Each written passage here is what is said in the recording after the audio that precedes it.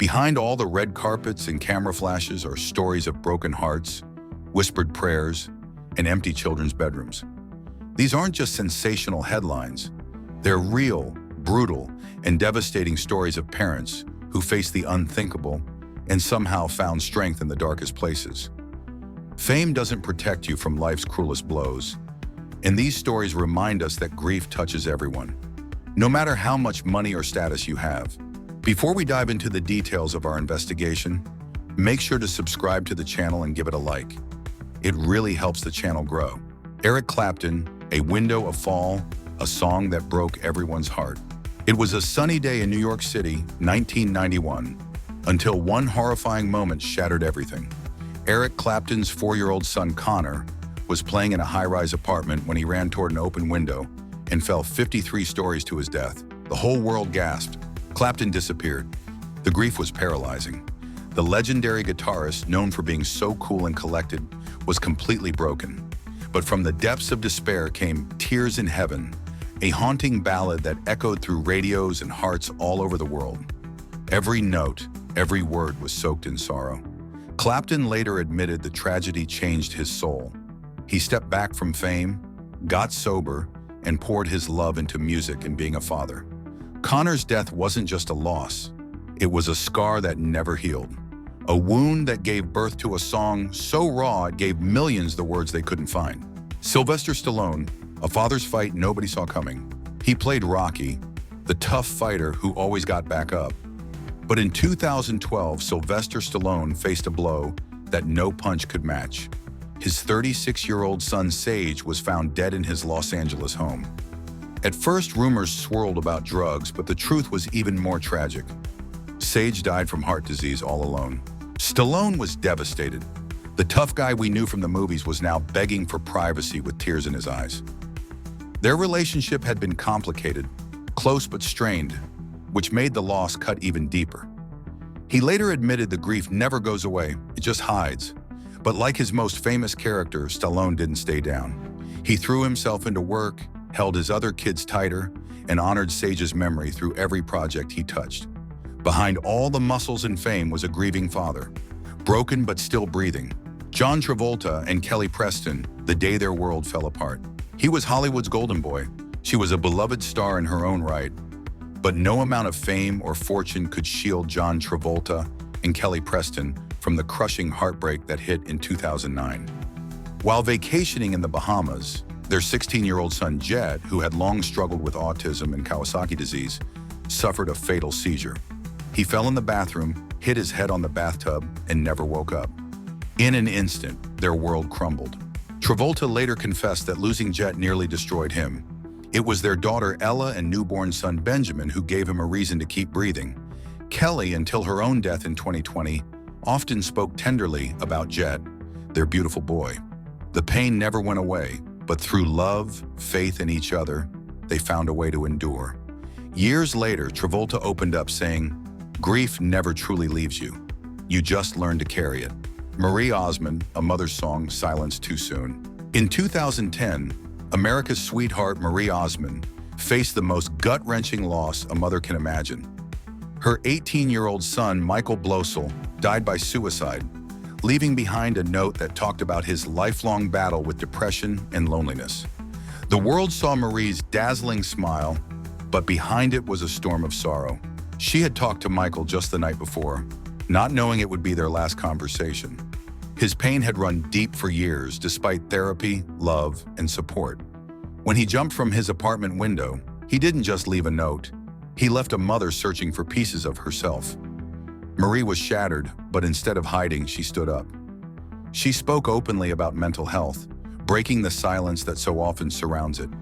She used her platform to reach out to struggling kids and grieving parents, keeping Michael's memory alive through her advocacy. Mike Tyson, the knockout that nearly destroyed him. He was the baddest man on the planet, feared in the ring, unstoppable by any opponent, until life delivered a blow he never saw coming. In 2009, Mike Tyson's 4-year-old daughter, Exodus, died in a horrible accident. She was playing on a treadmill when a cord strangled her.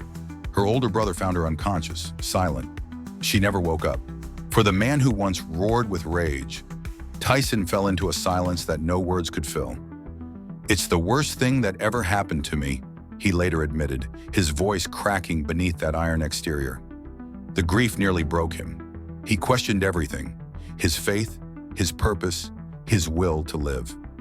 Tyson disappeared from the spotlight, retreating to grieve, to survive. Slowly, painfully, he began to rebuild, focusing on his family, on healing, on becoming a better man. Today, his voice is softer, his eyes deeper. The fighter still stands, but he's not unchanged. Paul Newman, the role he couldn't save. He was the cool hand, the blue-eyed legend of Hollywood. But in 1978, Paul Newman faced a tragedy no Oscar could prepare him for. His son Scott Newman, just 28, died from a drug and alcohol overdose. An aspiring actor struggling with the weight of fame and addiction, Scott slipped through the cracks and never came back. Newman was gutted. Behind his calm demeanor was a father who felt powerless. He had watched his son struggle, tried to help, but couldn't write a happy ending. The guilt, the pain, it lingered like a shadow behind every red carpet smile. But Paul Newman didn't let grief end the story. He turned it into a mission, founding the Scott Newman Center to educate young people about substance abuse, using his fame to save others from the same fate. He rarely spoke publicly about the loss, but in his silence he worked. Through every charity dinner, every speech, every act of kindness, Paul carried Scott with him. Lisa Marie Presley, the heir to a broken heart. In 2020, Lisa Marie Presley, Elvis's only child, was dealt a blow that even rock royalty couldn't survive. Her 27-year-old son, Benjamin Keough, died by suicide. He was her twin flame, her anchor, her heart, and just like that, he was gone. Benjamin looked strikingly like Elvis, but beneath his iconic lineage was a young man tormented by the weight of fame, legacy, and inner demons. Lisa Marie had always fiercely protected him. His death completely shattered her. "The depth of pain is suffocating," she wrote. "I wake up every day holding my breath." In the months that followed, Lisa Marie withdrew from the spotlight. Her grief was raw, unfiltered, and deeply human. She clung to her surviving children, but openly admitted that part of her heart would never beat the same. Through her sorrow, she found purpose, speaking out and urging compassion for those battling mental illness and addiction. Prince, the pain behind the purple. In 1996, behind the velvet curtains of Paisley Park, a private heartbreak shattered Prince's world. Just days after birth, his newborn son Amiir died from Pfeiffer syndrome, a rare, severe genetic disorder. The joy of fatherhood was stolen before it could begin. Prince, a man who ruled the stage with electric charisma, was powerless. At first, he refused to believe it. He prayed for a miracle, clung to hope, but hope slipped away. His wife at the time, Maddie Garcia, later revealed the agony behind closed doors, the silence in the nursery, the heaviness in their home. The loss fractured their marriage. Prince, always private, never publicly grieved, but the pain bled through his music. His funk turned softer, his lyrics more haunted. He never had another child, never talked much about the one he lost. But those who listened closely heard the echo of Amiir in every melancholic note. Keanu Reeves, the quiet grief of Hollywood's gentlest soul. In 1999, Keanu Reeves, then a rising icon of cool detachment, was about to become a father. But at 8 months pregnant, his girlfriend Jennifer Syme delivered their stillborn daughter, Ava Archer Syme Reeves. One moment full of promise, the next, unspeakable silence. The loss shattered them both. Their relationship couldn't survive the grief. 2 years later, tragedy struck again when Jennifer died in a car crash. Within the span of heartbreak, Keanu lost both the mother of his child and the daughter he'd never get to hold. He never made headlines for outbursts or breakdowns. Instead, Keanu walked through grief with quiet dignity. He rarely talked about it, but the sadness in his eyes told its own story. Fans began to see beyond the roles. Behind Neo, behind John Wick, was a man who knew deep pain and carried it with grace. Bill Cosby, When a Hero Loses His Own. In 1997, Bill Cosby's world came crashing down. His only son, Ennis Cosby, was murdered, shot in the head during a random attempted robbery while changing a tire on the side of a Los Angeles road. He was just 27, brilliant, kind, a doctoral student at Columbia, gone in an instant. Cosby, known to millions as America's dad, was shattered. Behind the familiar laughter of his TV persona was a father in agony, grappling with a loss no parent should ever have to bear. He called Ennis his hero, the son who overcame dyslexia and wanted to change the world. Justice came when the killer was caught, but no verdict could mend the hole left behind. Cosby and his wife Camille established a scholarship in Ennis's name, trying to turn their pain into purpose. For a man who built a legacy on love, family, and education, Ennis was his greatest pride, and losing him was heartbreak no punchline could ever ease. Roy Orbison, the fire that stole his heart. In 1968, Roy Orbison, the voice behind haunting ballads like Crying and Only the Lonely, was thousands of miles away on tour when he got the call no parent ever wants. His Tennessee home had caught fire. Inside were his two young sons, Roy Jr. and Tony. They didn't survive. The man who sang about heartbreak suddenly lived it in its rawest form. Just 2 years earlier, his wife Claudette had died in a motorcycle crash. Now both love and legacy were torn from him. The world saw a rock and roll icon, but behind those dark glasses was a man utterly broken. Orbison retreated into silence. His grief was deep, private, and all-consuming. For a time, the music stopped, but eventually he returned, not to forget, but to remember. His voice grew even more emotional, his lyrics heavier with the weight of unbearable loss. Amanda Holden, a heartbeat that never came. In 2011, Amanda Holden, Britain's golden girl of television, walked into a routine pregnancy scan, glowing and expectant. She left with her world in pieces. Her son Theo had no heartbeat. At 7 months pregnant, she would have to deliver her stillborn child and say goodbye before she ever said hello. There were no warning signs, no cries, just silence. Amanda held Theo in her arms, memorizing every feature, knowing those precious moments were all she'd ever have. Her husband Chris and their young daughter Lexi stood by her, shattered but clinging to one another. Amanda's grief was raw and relentless, but instead of bearing the pain, she chose to speak. She became a powerful voice for stillbirth awareness, working with charities like Tommy's and Sands, raising money and breaking the silence that surrounds baby loss. Behind her radiant smile on screen is a mother who carries a hidden ache. Amanda never let Theo's memory fade, making sure his short life would help others heal. Dr. Dre, the beat that broke his heart. In 2008, the rhythm stopped for Dr. Director. His 20-year-old son, Andre Young Jr., was found lifeless in his bedroom, taken by a lethal mix of heroin and morphine. For the man who shaped hip-hop, who built empires with bass lines and beats, this was the one sound he couldn't fix: silence. Dre, known for his steely composure and razor-sharp focus, went quiet. No public breakdowns, no long statements. Just a father, shattered, grieving in the shadows. Those close to him said the loss carved something deep into him, changed the way he moved, spoke, lived. Andre Jr. had dreams, he had time, and it was stolen. Dr. Dre rarely talks about his son, but the pain lingers in his music, in the spaces between success.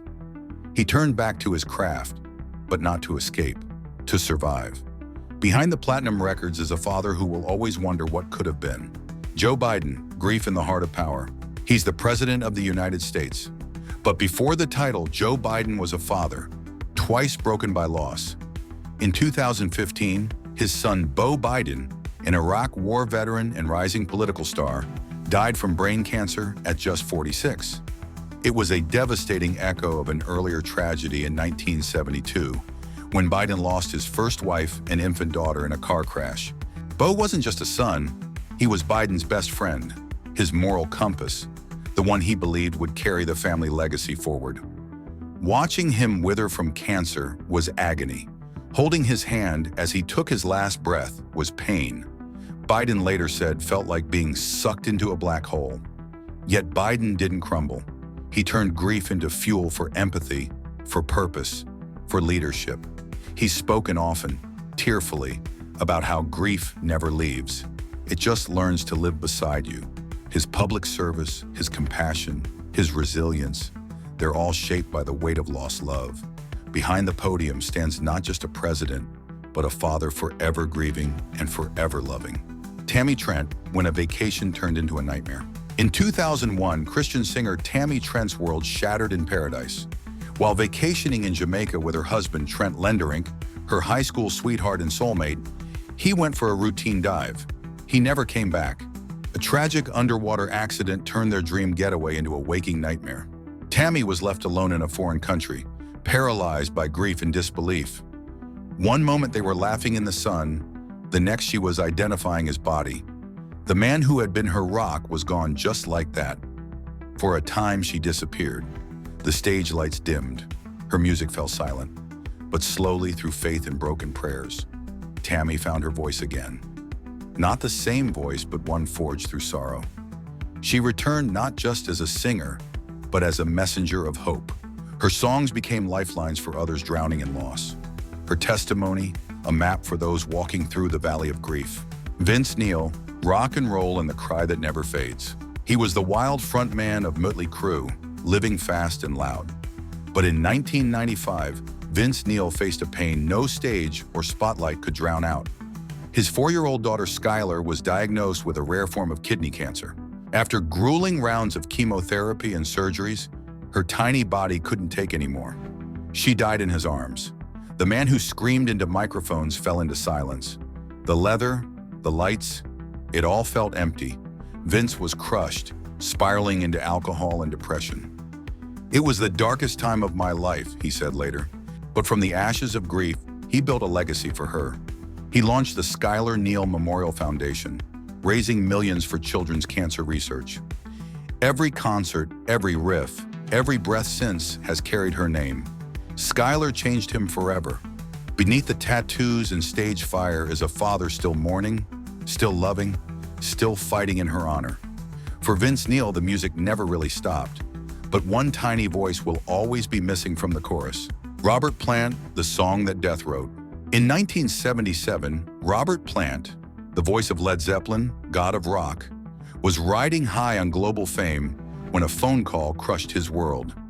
His 5-year-old son, Karak, had died suddenly from a stomach virus while Plant was touring in the US. The stage lights went out. The music stopped. Plant was shattered, a father, not a frontman. He considered walking away from it all. His band, his career, everything. The grief was unbearable.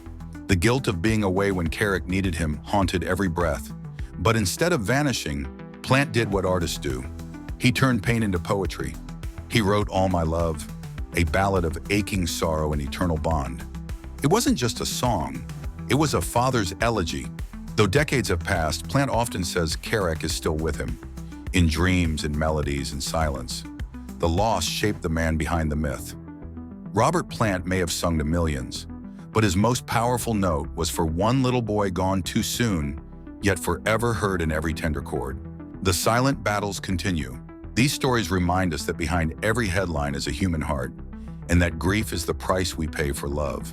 Fame offers no protection from life's deepest sorrows, but these parents found ways to transform their pain into purpose. Through music that heals, advocacy that saves lives, and foundations that honor their children's memories. Whether it's Clapton's haunting melodies, Marie Osmond's mental health advocacy, or Paul Newman's substance abuse education efforts, each parent channeled their devastating loss into something that could help others. Their children's legacies live on not just in memory, but in the countless lives touched by their parents' courage to turn tragedy into hope. In a world obsessed with celebrity culture, these stories strip away the glamour to reveal universal truths about love, loss, and the resilience of the human spirit. They remind us that no amount of money or fame can shield us from heartbreak, but they also show us that even in our darkest moments, we can find ways to honor those we've lost and help others walking similar paths of grief. The cameras may capture the red carpets and award shows, but behind the scenes, these parents carry their children with them every day, in quiet moments, in dedication to causes, in the way they hold their remaining family members just a little tighter. Their stories are not just about loss, but about the enduring power of a parent's love that transcends even death itself. Every tear shed on stage or in private, every song written in memory, every charity event organized in their honor, all of it testifies to the fact that love doesn't end with death. It transforms, finds new ways to express itself, new paths into the world. These famous parents have shown us that grief isn't something to overcome or get over. It's something to learn to live with, something that can be transformed into a force for good. Their children may be physically absent, but their impact is felt in every life saved through their parents' educational programs, in every person who found comfort in their music, in every family helped by foundations created in their memory. These stories also remind us of the importance of compassion and understanding.